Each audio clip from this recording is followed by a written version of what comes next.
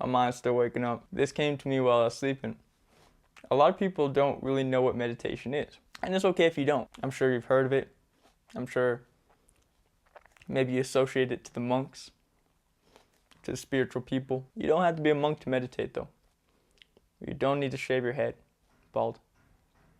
I mean, you can if you want, but but it truly is a powerful thing and a technique or a tool that I recommend to everybody if you haven't tried it, to get control of your mind and your body and get it working for you versus you working for them.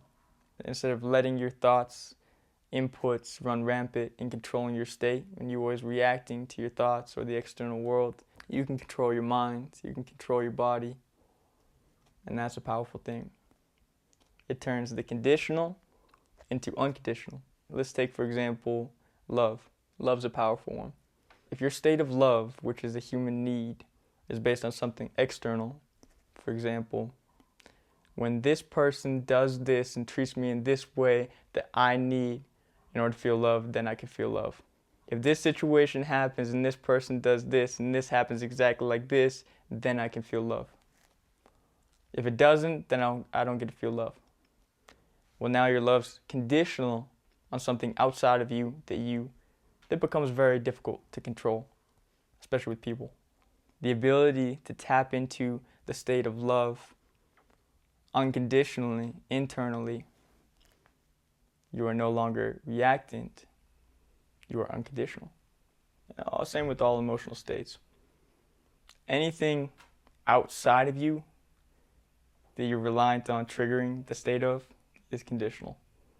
And especially with some baseline emotions, I feel it's helpful to have the power internally instead of letting the outside world control that. Also, what even is the outside world?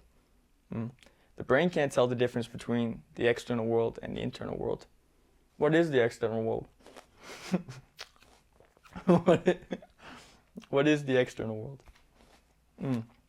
According to science, everything's just light frequencies. Those light frequencies carry information. Your eyes take in that information, or your ears or your senses, then goes through a filter of your belief systems and converts it into senses that you experience as reality.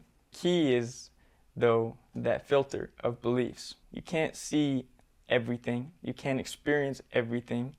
We have a very narrow, limited view of what we can see or experience. That view is based on belief systems on what you choose to look for. The brain will then look for information to convert into the reality that you want to experience or you've chosen to experience. So if the body's addicted to being mad and it wants to be mad, then it will start looking for every situation in Earth.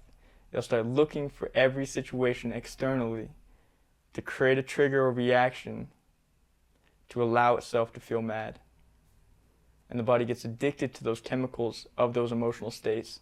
And so it starts creating this external world that it can then react to so it can feel the same emotional states that it loves feeling, that it's addicted to feeling. You might think, why would I create a world I don't enjoy? Why is my world stressful? I didn't want to create a stressful world. Why does my world suck? I didn't want to create a sucky world.